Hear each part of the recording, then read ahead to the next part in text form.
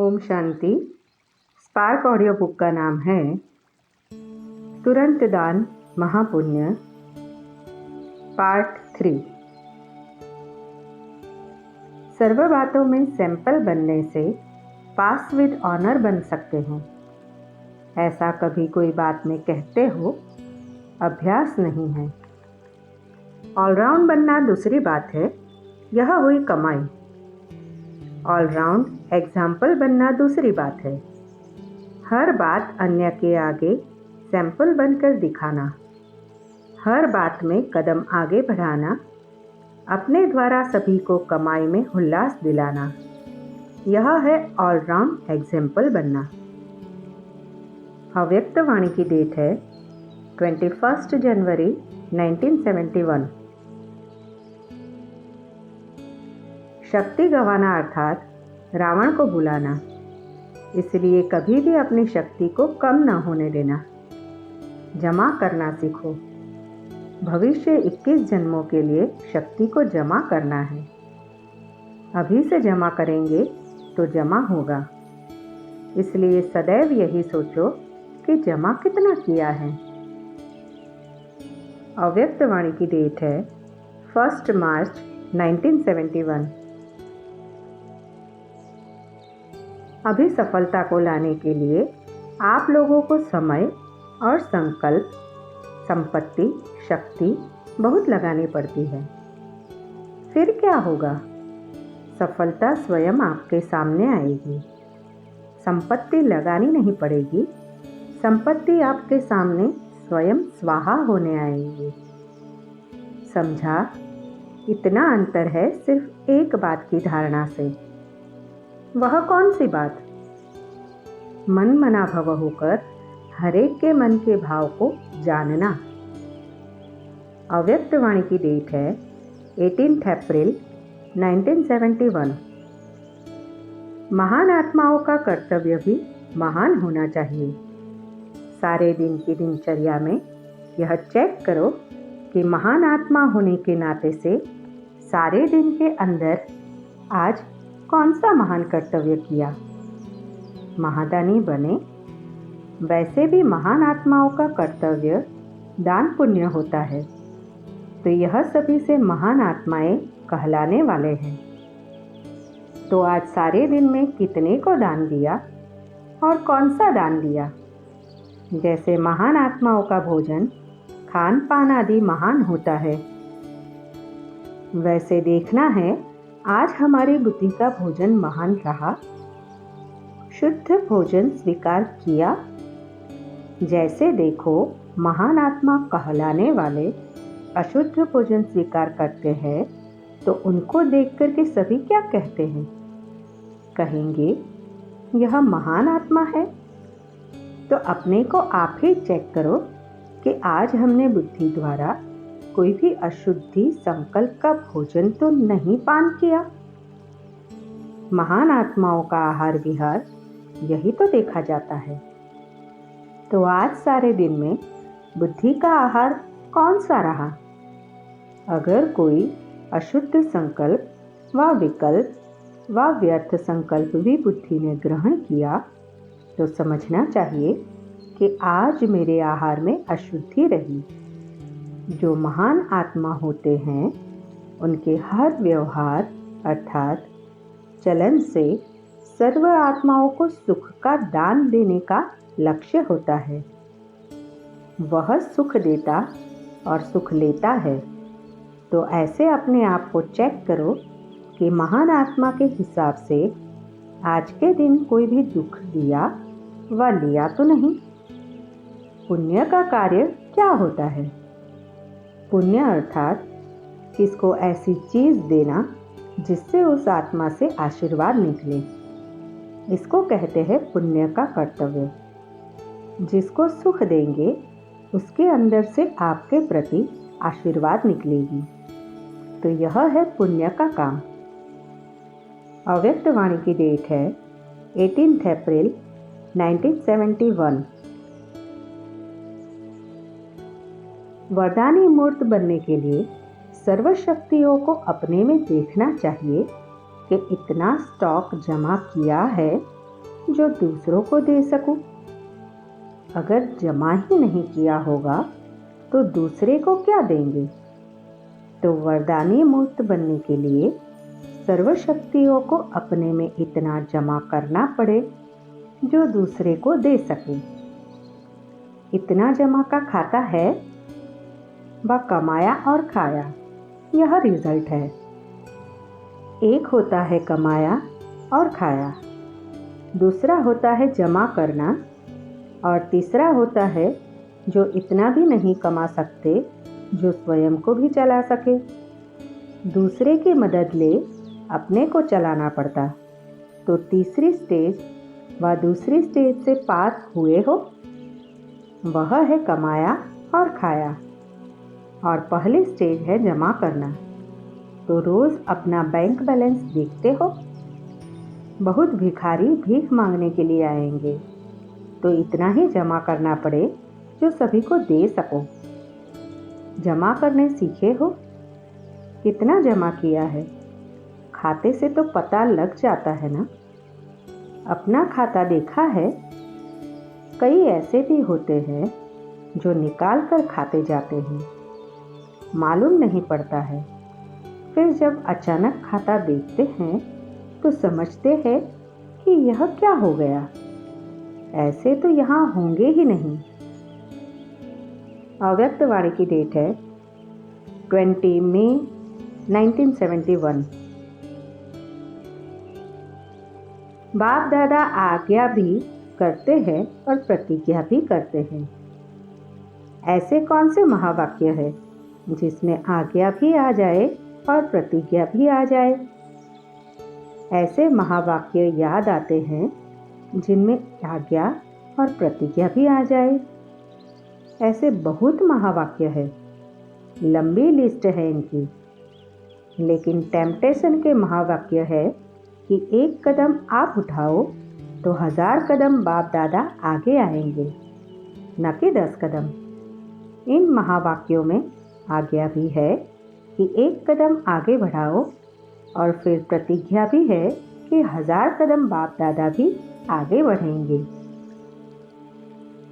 ऐसे उमंग उत्साह दिलाने वाले महावाक्य सदैव स्मृति में रहने चाहिए।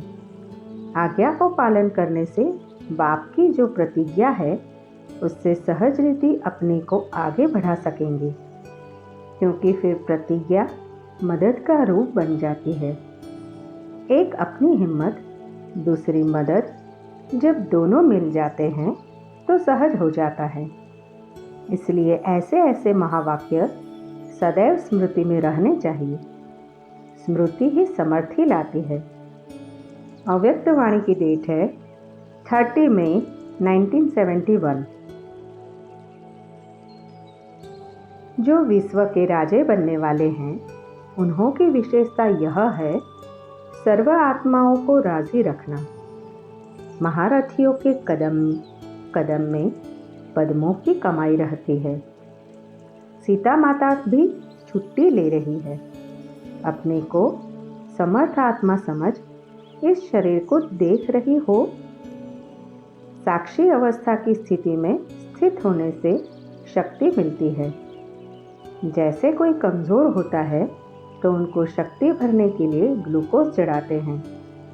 तो जब अपने को शरीर से परे अशरीरी आत्मा समझते हैं तो यह साक्षीपन की अवस्था शक्ति भरने का काम करती है।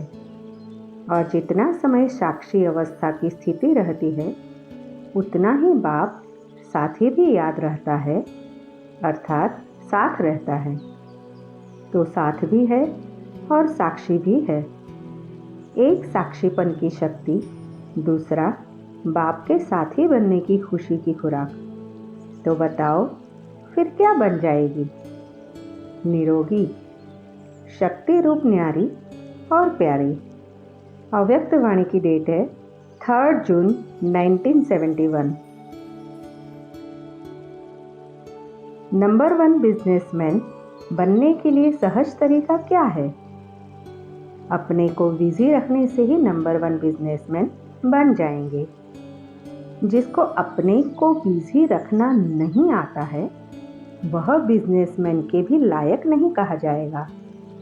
यहाँ बिजनेसमैन बनना अर्थात अपनी भी कमाई और दूसरों की भी कमाई। इसके लिए अपने आप को एक सेकंड भी फ्री नहीं रखना। कौन सा नंबर का बिजनेसमैन हो? जितना यह गैलप करेंगे उतना समझो अपना भविष्य के तख्त को भी गैलप करेंगे। चांस अच्छा है, जो भी करने चाहे वह कर सकते हैं। फ्रीडम है सभी को। जो जितना चांस लेता है उतना समझो अपने तख्त का निशान पक्का करता है। बिजनेसमैन का अर्थ ही है जो एक संकल्प भी व्यर्थ न जाए। हर संकल्प में कमाई हो। जैसे वह बिजनेसमैन एक एक पैसे को कितना बना देते हैं कमाई करके, यह भी एक एक सेकंड व संकल्प कमाई करके दिखाए, उनको कहते हैं नंबर 1 बिजनेसमैन। बुद्धि को और काम ही क्या है, बुद्धि इसी में ही बिजी रहनी चाहिए। अव्यक्त वाणी की डेट है 29 जून 1971। यह सक्सेसफुल ग्रुप है, नॉलेजफुल है, सर्विसेबल है। यह छाप है। अपने इस ट्रेडमार्क को सदैव देखते रहना। त्रिमूर्ति छाप लगी ना, और यही स्मृति में रखकर हर सर्विस के कदम को पद्मों की कमाई में परिवर्तन कर चलना है। यह चेक करो कि हर संकल्प से पद्मों की कमाई जमा की, हर वचन से, हर कर्म से, हर कदम से पद्मों की कमाई जमा की। नहीं तो यह कहावत किस लिए है? हर कदम में पद्म है। पद्म कमल पुष्प को भी कहते हैं ना। तो पद्म समान बनकर चलने से हर संकल्प और हर कदम में पद्मों की कमाई कर सकेंगे। एक संकल्प भी बिना कमाई के नहीं होगा।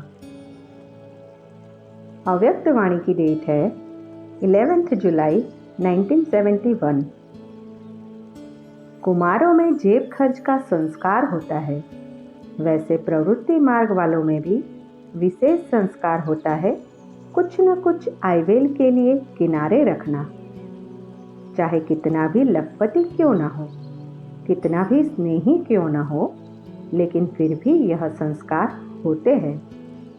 अब यह संस्कार यहाँ भी पुरुषार्थ में विघ्न रूप होते हैं। कई समझते हैं कि अगर थोड़ा बहुत रोग के संस्कार अपने में न रखे तो प्रवृत्ति कैसे चलेगी। वह थोड़ा बहुत अगर लोभ के संस्कार भिन्न रूप में न होंगे तो कमाई कैसे कर सकेंगे। वह अहंकार का रूप न होगा तो लोगों के सामने पर्सनालिटी कैसे देखने में आएगी। ऐसे ऐसे कार्य के लिए अर्थात आयवेल के लिए थोड़ा बहुत पुराने संस्कारों का खजाना जो है उनको छिपा कर रखते हैं। यह संस्कार ही धोखा देते हैं। यह कोई पर्सनालिटी नहीं, वह इस पुराने संस्कारों का रूप प्रवृत्ति को पालन करने का साधन नहीं है। पुराने संस्कारों का लोभ रॉयल रूप में होता है, लेकिन लोभ का अंश। समझो प्रवृत्ति वाले व्यवहार में जाते हो तो जहाँ देखेंगे थोड़ा बहुत ज़्यादा प्राप्ति होती है तो उस प्राप्ति के पीछे इतना लग जाएंगे जो इस ईश्वरीय कमाई को कम कर देंगे।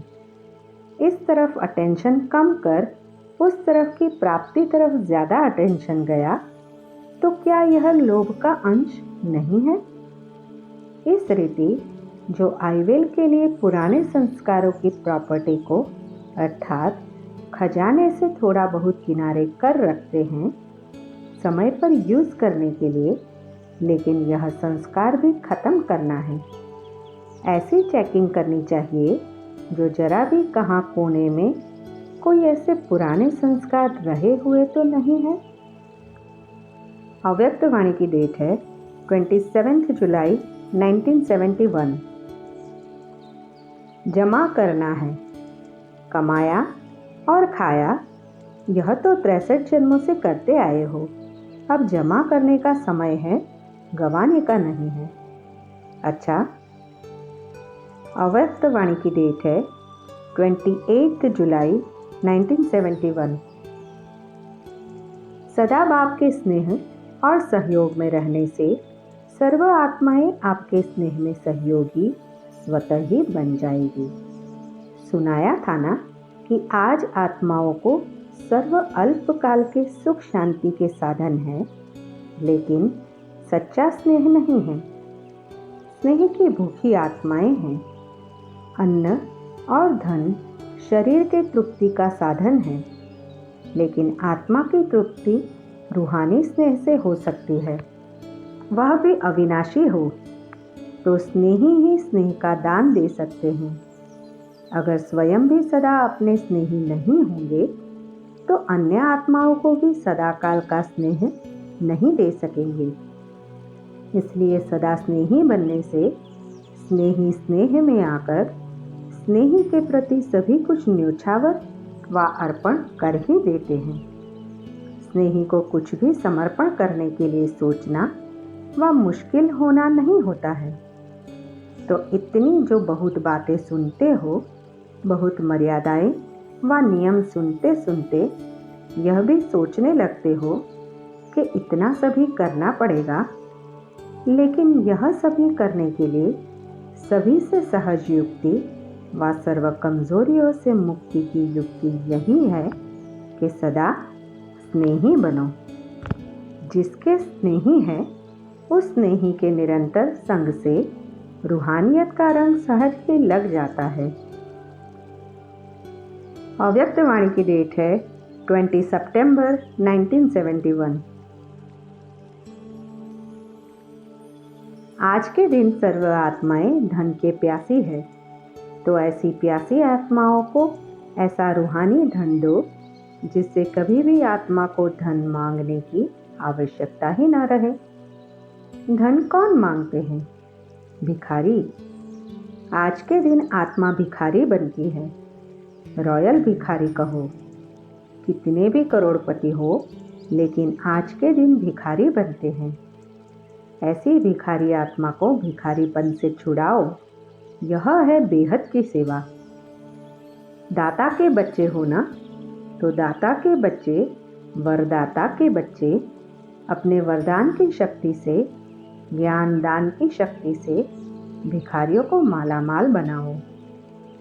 आज के दिन इन भिखारी आत्माओं के ऊपर विधाता और वरदाता के बच्चों को तरस पड़ना चाहिए। जिन आत्माओं को ऐसा तरस पड़ता है, उन्हों को ही माया और विश्व की ऐसी आत्माएं नमस्कार करती है।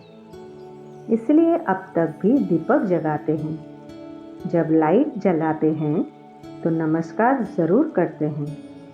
तो ऐसी ज्योति जगी हुई आत्माओं की यादगार अभी तक भी कायम है। बुझे हुए दीपक को नमस्कार नहीं करते तो सदा जागती ज्योति बनो। ऐसी आत्माओं को बाप दादा भी नमस्ते करते हैं। अच्छा, अव्यक्त वाणी की डेट है 18 अक्टूबर 1971। इस थोड़े से संगम के समय को वरदाता द्वारा वरदान मिला हुआ है। कोई भी आत्मा अपने तीव्र पुरुषार्थ से जितना वरदाता से वरदान लेने चाहे उतना ले सकते हैं। इसलिए जो नई नई फुलवाड़ी सम्मुख बैठी है, सम्मुख आई हुई फुलवाड़ी को जो चाहे, जैसा चाहे, जितने समय में चाहे, वरदाता बाप से वरदान के रूप में वर्षा प्राप्त हो सकता है। इसलिए विशेष बाप दादा का इस नई फुलवाड़ी पर स्नेही आत्माओं पर विशेष स्नेह और सहयोग है। इसी बाप के सहयोग को सहज योग के रूप में धारण करते चलो। यही वरदान थोड़े समय में हाई जंप दिला सकता है। सिर्फ सदा यही स्मृति में रखो कि मुझ आत्मा का इस ड्रामा के अंदर विशेष पार्ट है। कौन सा? सर्वशक्तिवान बाप सहयोगी है। जिसका सहयोगी सर्वशक्तिवान है, तो क्या वह हाई जंप नहीं दे सकता? सहयोग को सहजयोग बनाओ। योग्य बाप के सहयोगी बनना यही योग युक्त स्टेज है ना? जो निरंतर योगी होगा, उनका हर संकल्प, शब्द और कर्म बाप की व अपने राज्य की स्थापना के कर्तव्य में सदा सहयोगी रहने का ही दिखाई देगा। इसको ही ज्ञानी तो आत्मा, योगी तो आत्मा और सच्चा सेवादारी कहा जाता है। तो सदा सहयोगी बनना ही सहज योग है। अगर बुद्धि द्वारा सदा सहयोगी बनने में कारण अकारणे मुश्किल अनुभव होता है, तो वाचा व कर्मणा द्वारा भी अपने को सहयोगी बनाना तो योगी हो। ऐसे निरंतर योगी तो बन सकते हो ना कि यह भी मुश्किल है। मन से नहीं तो तन से, तन से नहीं तो धन से, धन से नहीं तो जो जिसमें सहयोगी बन सकता है, उसमें उसको सहयोगी बनना भी एक योग है। एक होती है अपने में हिम्मत, हिम्मत से सहयोगी बनना। अगर हिम्मत नहीं है, तन में भी हिम्मत नहीं है, मन में भी नहीं है, धन में भी नहीं है, तो क्या करेंगे? ऐसा भी सदा योगी बन सकता है। कोई ऐसे होते हैं जो भले अपनी हिम्मत नहीं होती है, लेकिन उल्लास होता है, हौसला होता है। धन की शक्ति नहीं भी है, मन में कंट्रोलिंग पावर नहीं है, व्यर्थ संकल्प जास्ती चलते हैं, लेकिन जो कोई बात जीवन के अनुभव में उल्लास और हौसला दिलाने वाली हो, उसी द्वारा औरों को हौसला दिलाओ, तो औरों को हिम्मत आने से आपको भी हिस्सा मिल जाएगा। इतना तो अवश्य है, जो भी आत्माएं आदि से व अभी आई हुई है, उन हर आत्मा को अपने जीवन में कोई प्राप्ति का अनुभव अवश्य है, तब तो आए हैं। यही विशेष अनुभव अनेक आत्माओं को उल्लास और हौसला बढ़ाने के काम में लगा सकते हो। इस धन से कोई वंचित नहीं। जो आपने पास है, जितना भी है, उस द्वारा औरों को हिम्मतवान बनाना व सहयोगी बनाना, यह भी आपके सहयोग की सब्जेक्ट में मार्क्स जमा होगी। अब बताओ, योग सहज है व मुश्किल? निरंतर योगी बनना मुश्किल है। जो बाप के बन चुके हैं, इसमें तो परसेंटेज नहीं है ना, इसमें तो फुल पास होना। जब है ही बाप के, तो एक बाप और दूसरा क्या रहा? बाप और आप, बस। तीसरा तो कोई नहीं। बाप में वर्षा तो है ही, तीसरा कुछ है क्या? सिवाय बाप और अपने आप अर्थात आत्मा, शरीर नहीं तो आप और बाप ही रह गया, तो दो के मिलने में तीसरी रुकावट ही नहीं, तो निरंतर योगी हुए ना। तीसरा है ही नहीं, तो आया फिर कहाँ से? फिर यह तो कभी नहीं कहेंगे कि आज आता है तो क्या करे? अब यह भाषा खत्म। सदैव यही सोचो कि हम ही है सदा बाप के सहयोगी अर्थात सहज योगी। वियोग क्या होता है, इसका जैसे मालूम ही नहीं। अव्यक्त वाणी की डेट है 1 दिसंबर 1971। बाकी एक कदम रहा हुआ है घर जाने का। अभी तो हर कदम में पदमपति बने हुए हो। इतना वरदान वरदाता द्वारा प्राप्त है। जब हर कदम में पदमपति हो, तो कदम व्यर्थ होगा क्या? हर कदम में समर्थ है, व्यर्थ नहीं। स्मृति में समर्थी लाओ। साधारणता को समाप्त करो और स्मृति में समर्थी लाते हर कदम में पदम लाते जाओ, तब तो विश्व के मालिक बनेंगे। अव्यक्त वाणी की डेट है 1 दिसंबर 1971। यह ग्रुप है साहसी ग्रुप। तो जो साहस रखने वाले हैं उन्हों के साथ बाप सदा सहयोगी है, इसलिए कभी भी साहस को छोड़ना नहीं। हिम्मत और उल्लास सदा रहे। हिम्मत से सदा हर्षित रहेंगे। उल्लास से क्या होगा? उल्लास तो किसको खत्म करता है? आलस्य को। आलस्य भी विशेष विकार है। जो पुरुषार्थ के मार्ग पर चल पड़ा है, उन्हों के सामने वर्तमान समय माया का वार इस आलस्य के रूप में भिन्न भिन्न तरीके से आता है। तो इस आलस्य को खत्म करने के लिए सदा उल्लास में रहो। कमाई करने का जब किसको उल्लास होता है तो फिर आलस्य खत्म हो जाता है। अब भी कोई कार्य प्रति भी अपना उल्लास नहीं होता तो फिर आलस्य जरूर होगा। इसलिए कभी भी उल्लास को कम नहीं करना है। जो आलस्य के वश होकर और श्रेष्ठ कर्म करने से वंचित हो जाओ। आलस्य भी कई प्रकार का होता है। अपने पुरुषार्थ में आगे बढ़ने में आलस्य बहुत विघ्नरूप बन जाता है। यह तो कहने में आता है, अच्छा सोचेंगे, यह कार्य करेंगे, कर ही लेंगे। यह आलस्य की निशानी है। करेंगे, कर ही लेंगे, हो ही जाएगा, लेकिन नहीं, करने लग पड़ना है। जो नॉलेज व धारणाएं मिली है वह बुद्धि में धारण तो की है ना, लेकिन प्रैक्टिकल में आने में जो विघ्न रूप बनता है वह है स्वयं का आलस्य। अच्छा, कल से कर लेंगे, फलाना करे तो हम भी करेंगे। आज सोचते हैं कल से करेंगे, यह कार्य पूरा करके फिर यह करेंगे। ऐसे ऐसे संकल्प ही आलस्य का रूप है। जो करना है वह अभी करना है, जितना करना है वह अभी करना है। बाकी करेंगे, सोचेंगे, इन अक्षरों में पिछाड़ी में ग आता है ना, तो यह शब्द है बचपन की निशानी। छोटा बच्चा ग करता रहता है ना, यह अलबेलेपन की निशानी है।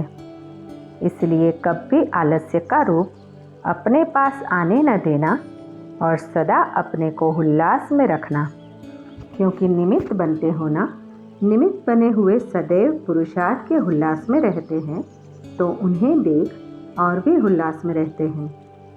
चलते चलते पुरुषार्थ में थकावट आना व चलते चलते पुरुषार्थ साधारण रफ्तार में हो जावे, यह किसकी निशानी है? विघ्न न हो लेकिन लगन भी श्रेष्ठ न हो तो उसको भी आलस्य कहेंगे। कई ऐसे अनुभव करते हैं, विघ्न भी नहीं है, ठीक भी चल रहे हैं, लेकिन लगन भी नहीं है, अर्थात उल्लास व विशेष कोई उमंग नहीं है, तो यह भी निशानी आलस्य की है। आलस्य भी अनेक प्रकार का है। इस आलस्य को कभी भी आने न देना। आलस्य धीरे धीरे पहले साधारण पुरुषार्थी बनाएगा व समीपता से दूर करेगा, फिर दूर करते करते धोखा भी दे देगा, कमजोर बना देगा, निर्बल बना देगा। निर्बल व कमजोर बनने से कमियों की प्रवेशता शुरू हो जाती है। इसलिए सदैव यह चेक करना, मेरी बुद्धि की लगन बाप व बाप के कर्तव्य से थोड़ी भी तो दूर तो नहीं है, बिल्कुल समीप व साथ साथ है। अव्यक्त वाणी की डेट है 3 अप्रैल 1972। हर सेकंड के त्याग से हर सेकंड की प्राप्ति करते चलो, क्योंकि यही संगम युग है जो भाग्य प्राप्त करने का है। अभी जो भाग्य बनाया वह सारे कल्प में भोगना पड़ता है, चाहे श्रेष्ठ चाहे नीच, लेकिन यह संगम युग ही है जिसमें भाग्य बना सकते हो। जितना चाहो उतना बना सकते हो, क्योंकि भाग्य बनाने वाला बाप का साथ है। फिर यह बाप साथ नहीं रहेगा, न यह प्राप्ति रहेगी। प्राप्ति कराने वाला भी अब है और प्राप्ति भी अब होनी है। अब नहीं तो कब नहीं। यह स्लोगन स्मृति में रखो। स्लोगन लिखे हुए तो रहते हैं ना, यह समझते हो कि यह स्लोगन हमारे लिए है। अगर सदैव यह स्मृति में रहे कि अब नहीं तो कब नहीं, तो फिर क्या करेंगे? सदैव सोचेंगे जो करना है तो अब कर ले। तो सदा यह स्लोगन स्मृति में रखो। अपनी स्थिति को सदा त्याग और सदा भाग्यशाली बनाने के लिए चेकिंग तो करनी है, लेकिन चेकिंग में भी मुख्य चेकिंग कौन सी करनी है? जिस चेकिंग करने से ऑटोमेटिकली चेंज आ जाए। क्या चेकिंग करनी है, उसके लिए एक स्लोगन है। वह स्लोगन कौन सा है जो बहुत बार सुनाया है? कम खर्च वाला नसीब। अब कम खर्च वाला नसीब कैसे बनना है?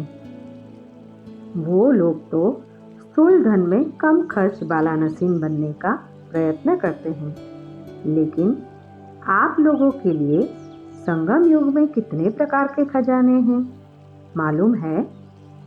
समय, संकल्प, श्वास तो है ही खजाना, लेकिन उसके साथ अविनाशी ज्ञान रत्नों का खजाना भी है और पांचवा स्थूल खजाने से भी इसका संबंध है। तो यह चेक करो, संकल्प के खजाने में भी कम खर्च वाला नशीन बने हैं। ज़्यादा खर्च नहीं करो। अपने संकल्प के खजाने को व्यर्थ न गवाओ, तो समर्थ और श्रेष्ठ संकल्प होगा। श्रेष्ठ संकल्प से प्राप्ति भी श्रेष्ठ होगी ना। ऐसे ही जो समय का खजाना है संगम युग का, इस संगम युग के समय को अगर व्यर्थ न खर्च करो तो क्या होगा?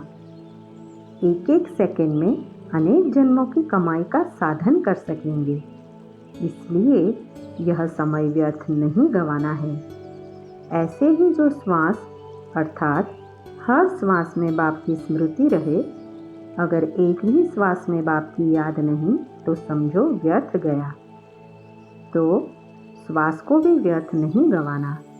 ऐसे ही ज्ञान का खजाना जो है, उसमें भी अगर खजाने को संभालने नहीं आता, मिला और खत्म कर दिया तो व्यर्थ चला गया।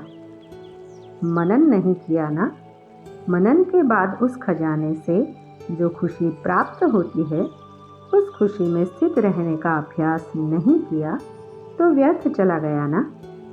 जैसे भोजन किया, हजम करने की शक्ति नहीं तो व्यर्थ जाता है ना। इसी प्रकार यह ज्ञान के खजाने आपके प्रति व दूसरी आत्माओं को दान देने के प्रति न लगाया तो व्यर्थ गया ना। ऐसे ही यह स्थूल धन भी अगर ईश्वरीय कार्य में, हर आत्मा के कल्याण के कार्य में व अपनी उन्नति के कार्य में न लगाकर अन्य कोई स्थूल कार्य में लगाया तो व्यर्थ लगाया ना। क्योंकि अगर ईश्वरीय कार्य में लगाते हो तो यह स्थूल धन एक का लाख गुना बनकर प्राप्त होता है, और अगर एक व्यर्थ गंवा दिया तो एक व्यर्थ नहीं गंवाया, लेकिन लाख व्यर्थ गंवाया। इसी प्रकार जो संगम युग का सर्व खजाना है, उस सर्व खजाने को चेक करो कि कोई भी खजाना व्यर्थ तो नहीं जाता है। तो ऐसे कम खर्च वाला नशीन बने हो या अब तक अलबेले होने के कारण व्यर्थ गंवा देते हो। जो अलबेले होते हैं वह व्यर्थ गंवाते हैं, और जो समझदार होते हैं, नॉलेजफुल होते हैं, सेंसिबल होते हैं, वह एक छोटी चीज़ भी व्यर्थ नहीं गंवाते। ऐसे के लिए ही कहा जाता है कम खर्च वाला नसीब। ऐसे हो जैसे साकार बाप ने कर्म खर्च वाला नसीब बनकर के दिखाया ना। तो क्या फॉलो फादर नहीं करना है? कोई भी स्थूल धन, अगर स्थूल धन नहीं है तो जो यज्ञ निवासी है उनके लिए यह स्थूल यज्ञ की हर वस्तु ही स्थूल धन के समान है। अगर यज्ञ की कोई भी वस्तु व्यर्थ गंवाते हैं तो भी कम खर्च वाला नसीब नहीं कहेंगे।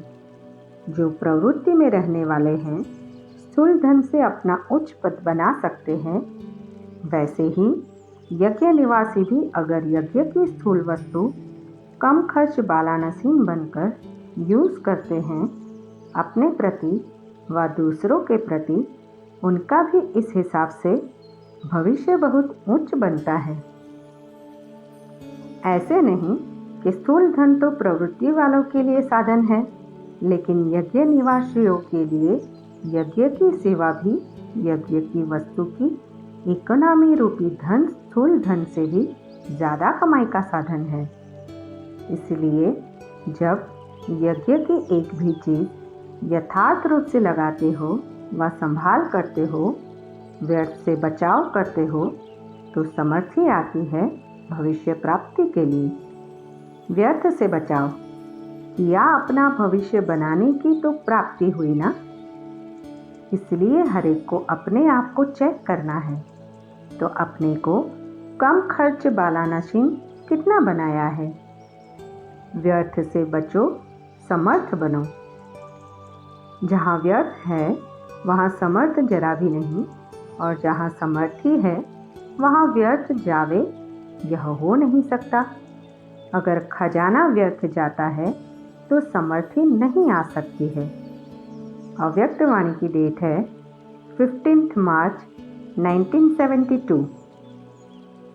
आप लोगों की जो महिमा गाई जाती है वह पूरी वर्णन करो।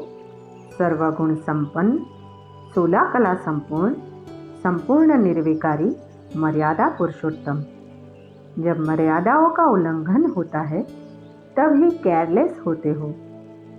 आप लोगों के संपूर्ण स्टेज का जो गायन है, जैसे सीता को मर्यादा की लकीर के अंदर रहने की आज्ञा दी और कोई लकीर नहीं थी, लेकिन यह मर्यादा ही लकीर है। अगर ईश्वरीय मर्यादाओं की लकीर से बाहर निकल जाते हो तो फकीर बन जाते हैं, अर्थात जो भी कोई प्राप्ति है उससे भिखारी फकीर बन जाते हैं। फिर चिल्लाते हैं जैसे फकीर चिल्लाते हैं, 2 पैसा दे दो, कपड़ा दे दो। ऐसे ही जो मर्यादा की लकीर का उल्लंघन करते हैं उनकी स्थिति फकीर के समान बन जाती है। वह कहेंगे कृपा करो, आशीर्वाद करो, सहयोग दो, स्नेह दो, तो गोया फकीर हो गए ना। लेकिन मेरा अधिकार है, उनको कहेंगे बालक और मालिकपन। अधीन होकर मांगना, फिर कोई भी चीज़ मांगने वाले को फकीर ही कहा जाता है। तो यह जो मर्यादाओं की लकीर है उससे अगर बाहर निकलते हो तो फकीर बन जाते हो, फिर मदद लेनी पड़ती है। वैसे तो जो भी बाप के बच्चे बने हैं तो लकी भी है, लवली भी है। वह स्वयं ईश्वरीय कार्य में मददगार है, न कि मदद लेने वाले हैं। आप लोगों का मददगार बनने का चित्र भी है, मदद मांगने का नहीं है। भक्तों का चित्र मांगने का ही होता है। बालक सो मालिक जो है वह सदैव मददगार है। जो स्वयं ही मददगार है वह मदद मांग नहीं सकते।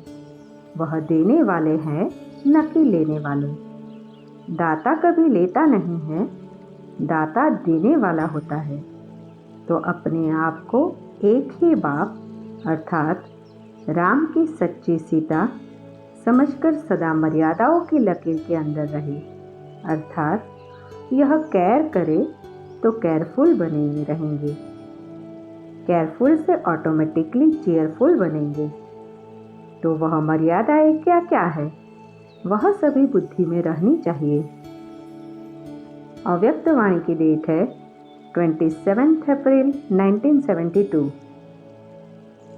पहला समय और था, वह समय बीत चुका। जैसे जैसे समय बीत चुका तो समय के प्रमाण परिस्थितियों के लिए बाप रहमदिल बन कुछ न कुछ जो सल्वेशन देते आए हैं, वह समय प्रमाण अभी समाप्त हो चुका। अभी रहमदिल नहीं। अगर अब तक भी रहमदिल बनते रहे तो आत्माएं अपने ऊपर रहमदिल बन नहीं सकेगी। जब बाप इतनी ऊंची स्टेज की सावधानी देते हैं, तब बच्चे भी अपने ऊपर रहमदिल बन सके। इस कारण अभी यह नहीं समझना कि बाप रहमदिल है, इसलिए जो कुछ भी हो गया तो बाप रहम कर देगा। नहीं, अभी तो एक भूल का 1000 गुना दंड का हिसाब किताब चुकतू करना पड़ेगा। इसलिए अभी जरा भी गफलत करने का समय नहीं है। अभी तो बिल्कुल अपने कदम कदम पर सावधानी रखते हुए कदम में पद्मों की कमाई करते पदमपति बनो। नाम है ना पद्मा पदम भाग्यशाली, तो जैसा नाम है ऐसा ही कर्म होना चाहिए। हर कदम में देखो पद्मों की कमाई करते पदमपति बने हैं। अगर पदमपति नहीं बने तो पद्मा पदम भाग्यशाली कैसे कहलाएंगे। एक कदम भी पदम की कमाई बिगड़ न जाए। अव्यक्त वाणी की डेट है 3 मई 1972।